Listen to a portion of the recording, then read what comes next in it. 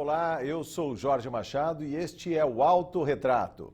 No programa de hoje, um deputado que há 52 anos abraçou a cidade de São Bernardo do Campo. De infância humilde, começou a trabalhar muito cedo, foi metalúrgico, dirigente sindical e daí a política partidária, uma extensão da luta por melhores condições de vida para os trabalhadores. Nós temos o prazer de receber o deputado Teonílio Barba, do PT. Muito bem-vindo ao estúdio da TV Assembleia SP, é um prazer conversar com o senhor, deputado. Antes de falar de mandato, eu, quando na abertura falei de infância pobre, humilde, primeiro porque a cidade de São Bernardo do Campo. O senhor é nascido em Minas Gerais, Água Boa, falávamos aqui antes do início do programa, se ficava naquela área do Rio Doce, próximo ao grande acidente ambiental, né, que aconteceu lá pelaquela localidade. O senhor falou que há muito tempo não volta lá para Minas, deputado. Por que o ABC, por que São Bernardo? Bom, primeiro, boa tarde, Jorge Machado. Boa tarde aqui os trabalhadores aqui da TV Alesp. Boa tarde aqui nos acompanha em casa pela TV Alesp. Primeiro assim, né, nós viemos com a vida de todas as pessoas que vieram do Brasil inteiro para o estado de São Paulo, né? Veio por conta da vida dura na região, né? O pai e a mãe trabalhavam, a família trabalhava para os fazendeiros, comeiros, né? E trabalhava a vida inteira, terminava o ano de trabalho, você ficava devendo metade daquilo que você ganhou para o dono da fazenda, né?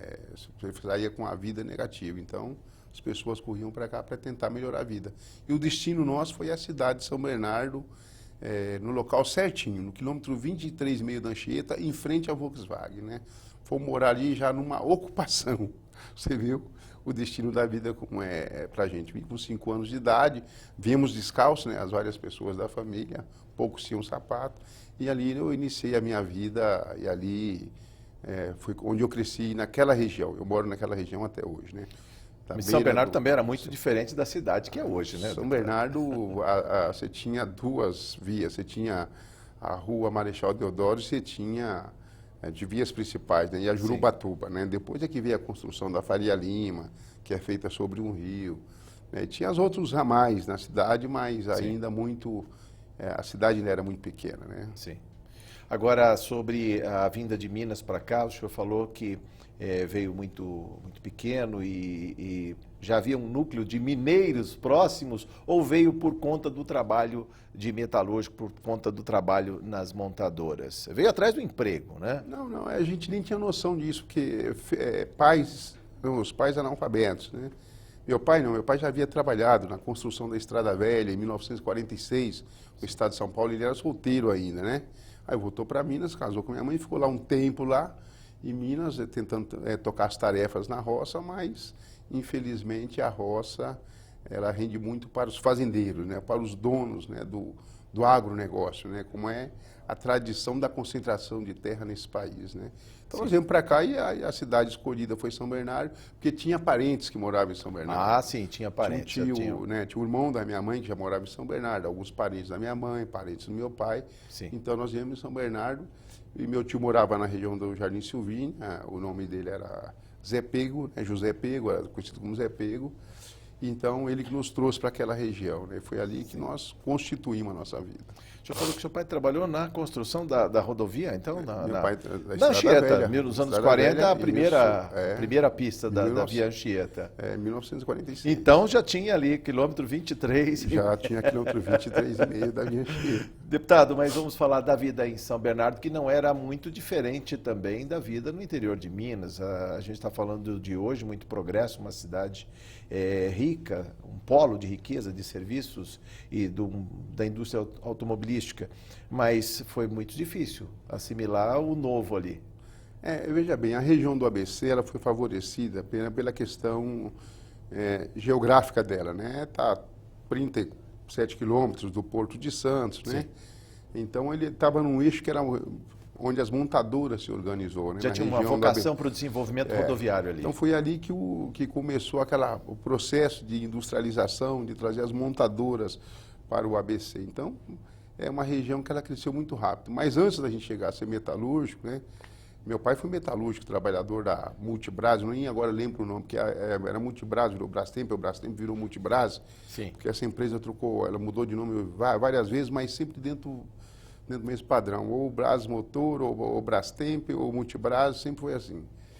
E eu já ainda no período da infância, né, a gente, para ajudar a complementar a renda da família, é importante que quem está em casa nos acompanha saiba disso, antes de trabalhar em qualquer mercado de trabalho formal, por isso que eu combato o mercado de trabalho informal, nós vamos trabalhar na informalidade, catando um lixo rico. Né? O que é lixo? Todo lixo é rico a princípio, mas o que é lixo rico com maior riqueza do que o outro? O lixo industrial da Volkswagen.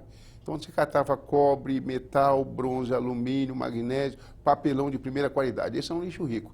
Depois, eu fui catar lixo pobre, o lixo da cidade, que era no aterro sanitário da Vila Esperança. Hoje é um lugar chamado Vila Esperança, mas antes era conhecido como lixão. Então, eu não morava ali naquela região, mas morava próximo, a gente ia lá catar para ajudar a complementar a renda. Depois fui trabalhar como lavador de carro. Depois fui trabalhar um período curto, um mês mais ou menos, na construção civil. Então, meu primeiro trabalho com carteira registrada foi no setor moveleiro, onde eu trabalhei, né, com carteira registrada até meados de 1980. Sim. Depois trabalhei um período como autônomo, né, durante 4 anos e meio. Aí foi quando eu entrei na Volkswagen em 1985, aí foi que eu virei metalúrgico. Né? Dia 4 de setembro de 1985, entrei na Volkswagen. Marcante na sua vida. O senhor lembra o dia, o mês, o ano? Lembro o dia, o mês, o ano, a hora, né, toda a integração. E depois, quando foi em 1987, houve a junção da Volkswagen e a Ford, que virou administrada por uma holding chamada Auto Latina. Auto Latina. Né? Essa junção veio até 1995. Dia 6 de agosto de 1990, eu fui transferido para a Ford. Essa junção foi até 1995? Foi quando separou. 20 anos aí, 20 portanto, anos. Que já houve a separação, Ford é Ford, Volks é Volks. 20 anos. Então, em 1990, eu fui para a Ford, e na Ford eu trabalhei né, até o ano passado, tinha o vínculo empregatício com a empresa até esse ano. Então, em agosto desse ano, eu deixei a fábrica. O senhor pegou exatamente a modificação da planta industrial da Ford Taboão, num piso apenas. O senhor pegou exatamente aquela mudança. Eu peguei aquela mudança. Essa não é a mudança mais importante. Né? A mudança mais importante que houve foi a reestruturação, né, das montadoras no Brasil, do setor produtivo. Aliás, eu vou até provocá-lo, negócio... deputado Barba, como é conhecido, chamado deputado Barba. Nesse momento de mudança, deputado, do metalúrgico, aquela fusão não foi nada boa para os metalúrgicos. Aquilo, digamos assim, na visão da engenharia, da produção de veículos, foi terrível. Foi simplesmente para cortar custo, é isso? Não, teve uma estratégia que era uma estratégia de mercado, para não perder mercado para a Fiat. Teve uma estratégia que era para que as matrizes, né, falaram assim, vocês se virem com os custos de vocês aí, então, de otimizar custo, e toda vez que há uma junção, sempre há otimização de recursos. Quando você faz otimização de recursos, sempre sobra trabalhadores na visão das empresas, então você perde o número de trabalhadores. Mas a separação também não foi boa. A separação também nos trouxe problema, né? Porque quando separa, cada uma das empresas fica com uma coisa, né? Sim.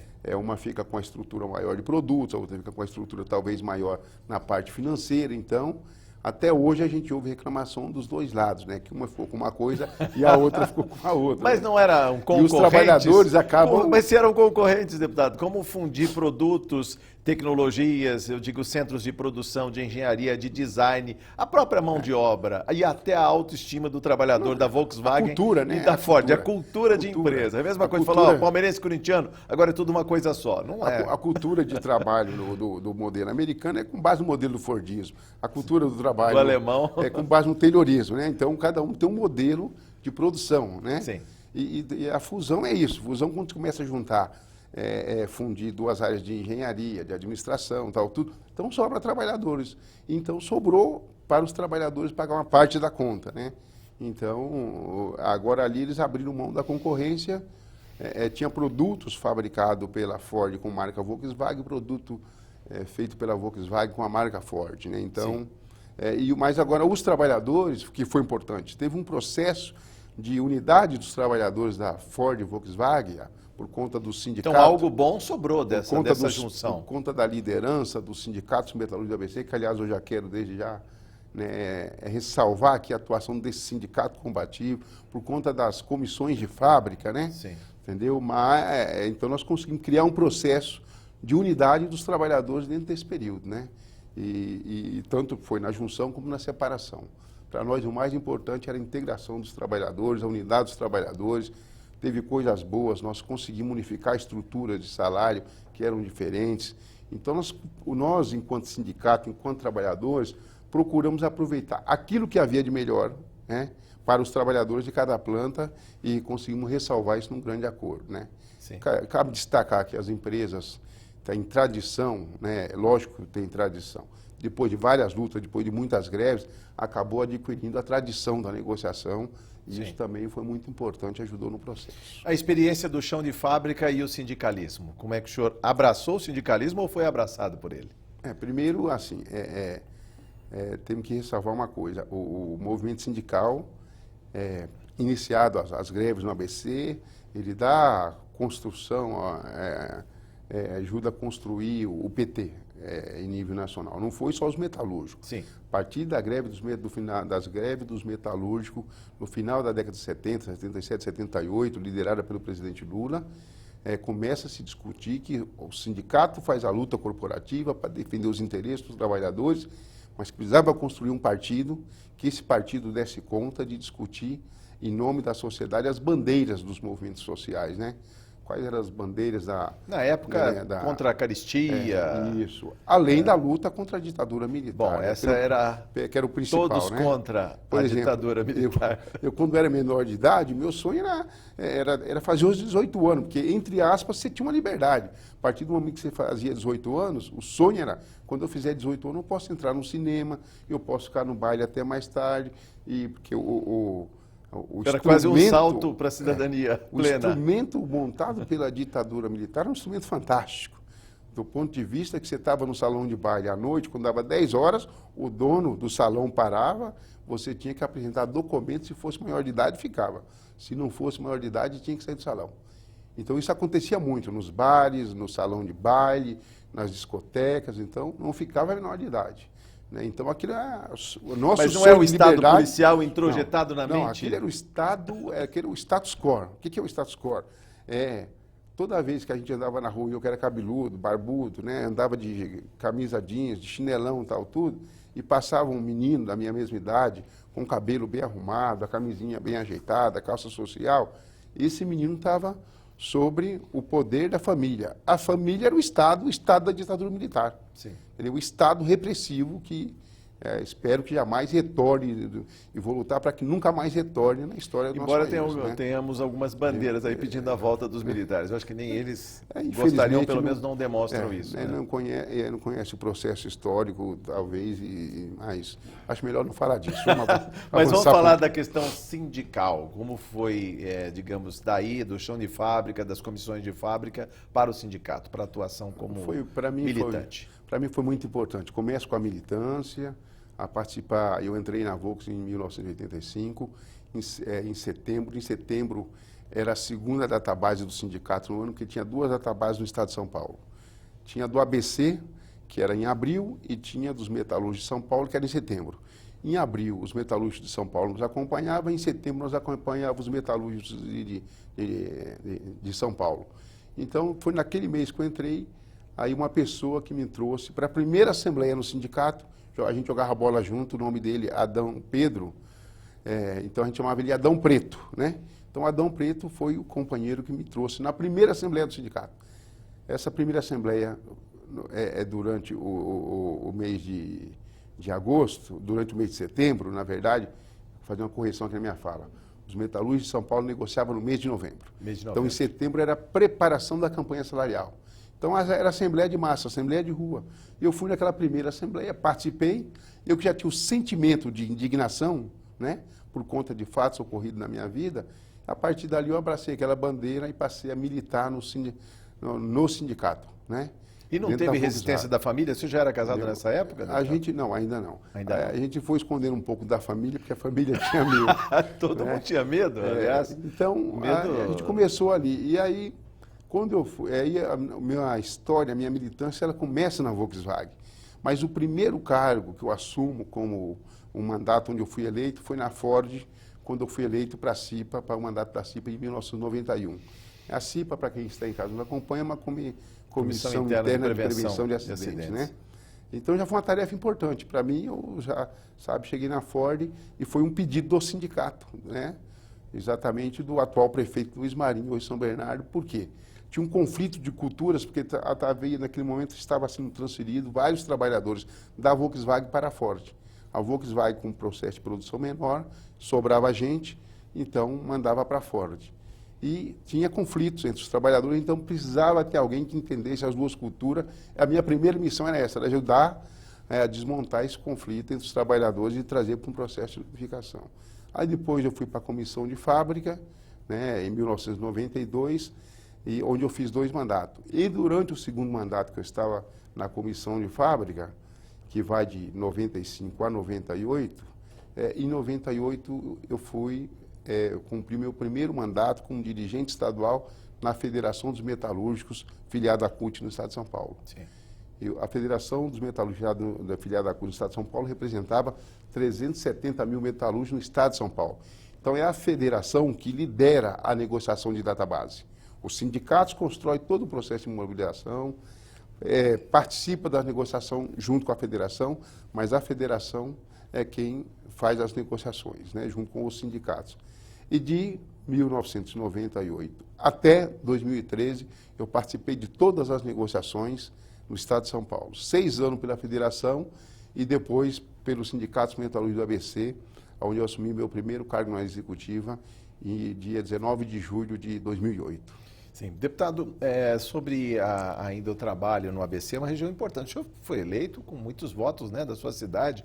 Aliás, a cidade que tem tradição de eleger diversos deputados. E eu queria que o senhor falasse um pouco desse desafio e a transposição, que é sair do meio sindical e vir para a política partidária, vir para uma casa de leis como essa. Na verdade, assim, a política partidária eu já fazia, porque eu sou filiado no PT, eu sou filiado desde 1985, né? Sim.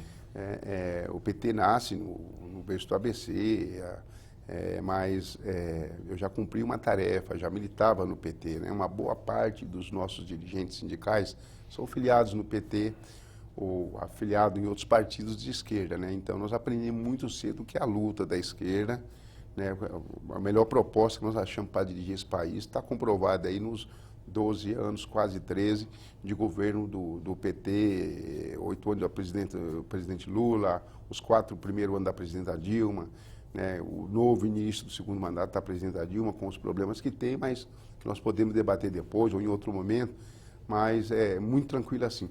Então, não senti muita dificuldade, né?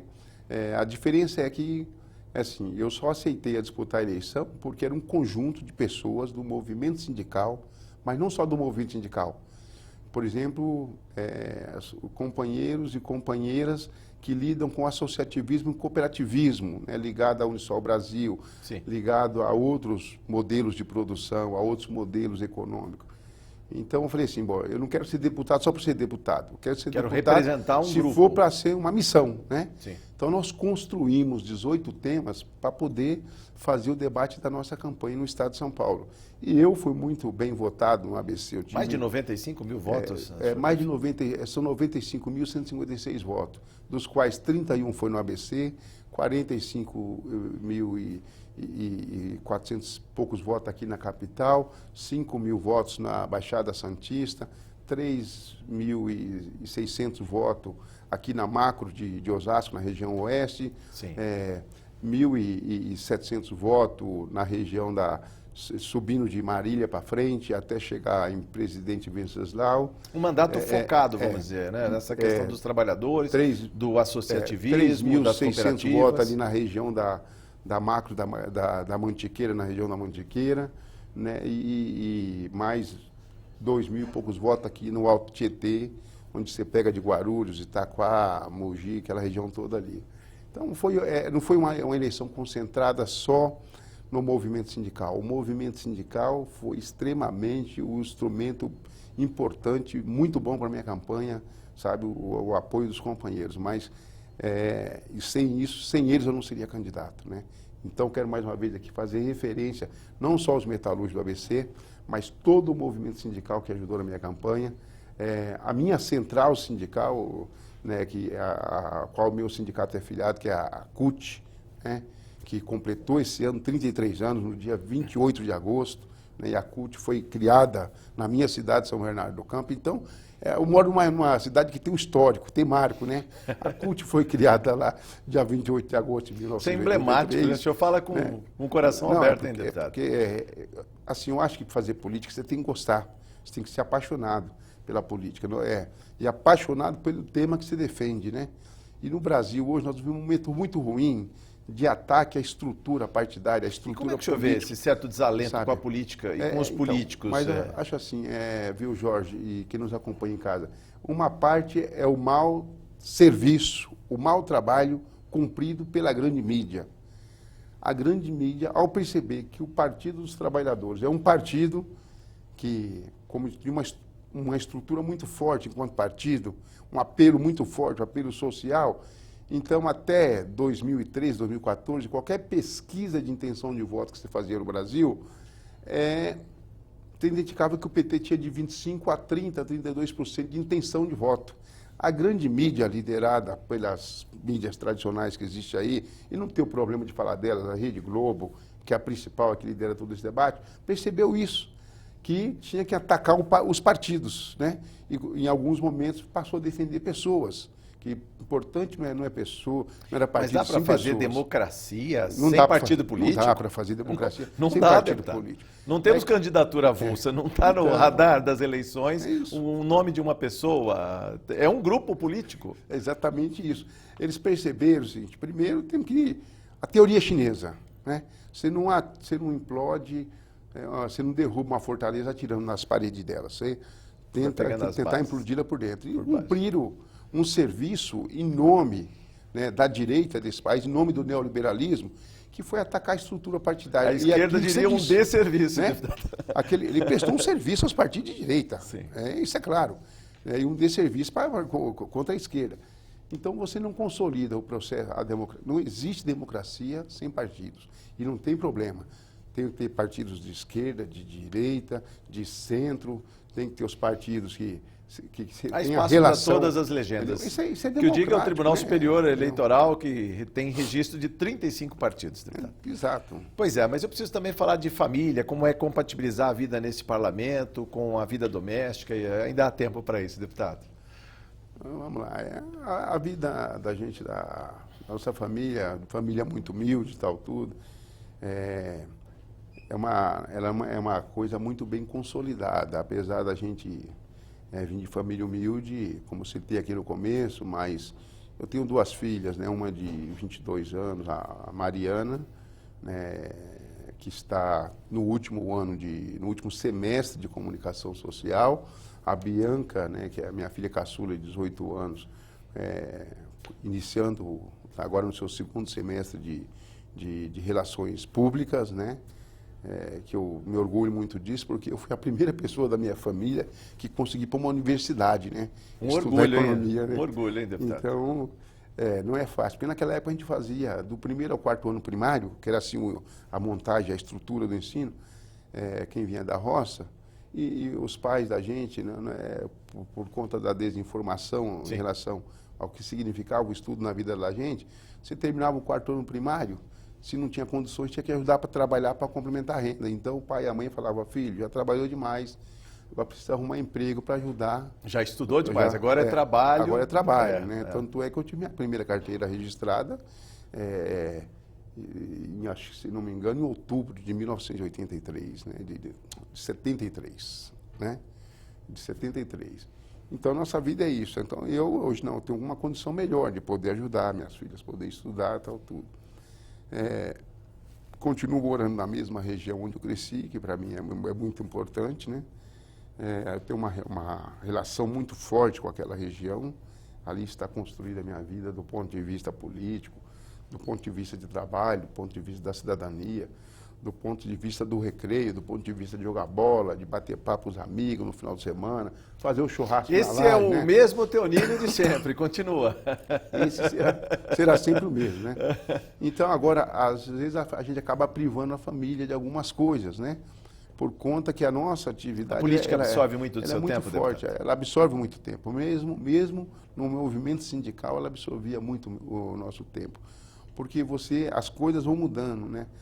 Quando eu comecei na minha atividade sindical, a gente começava a discutir, né, e fazia assembleia subindo num caixote dentro da fábrica para falar com os trabalhadores. Na porta da fábrica eu botava o caminhão de som. Assembleia relâmpago, né? 10, 15 minutos, resolvia tudo ali na troca de turno. Mas na porta da fábrica a gente botava o caminhão de som.